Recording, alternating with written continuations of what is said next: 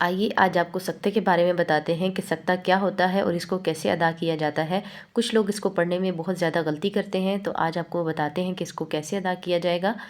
یہاں پر آپ نے من اور یہاں پر ہے راق، تو اس کا مطلب ہے کہ ان دونوں لفظوں کو آپ نے ایک سانس کے بیچ میں ادا کرنا ہے۔ اب کیسے ادا کریں گے؟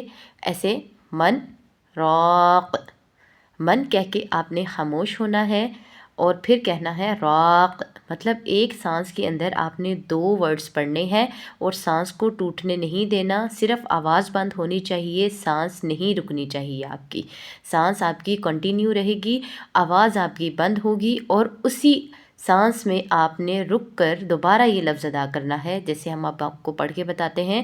میم نون زبر من، را الف زبر را، قاف دو زیر قن، را قن۔ اب ادا کریں گے، من راق، من راق، من کہہ کے خاموش ہوئے اور پھر راق، من راق، من راق، ٹھیک ہے۔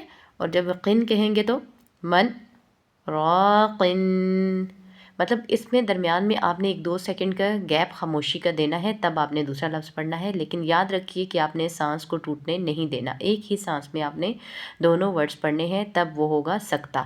اس طرح آپ نے سکتے والے لفظ کو ادا کرنا ہے۔ ویڈیو اگر پسند آئی تو اس کو آگے آپ شیئر کیجئے، لائک کیجئے اور چینل کو سبسکرائب کیجئے۔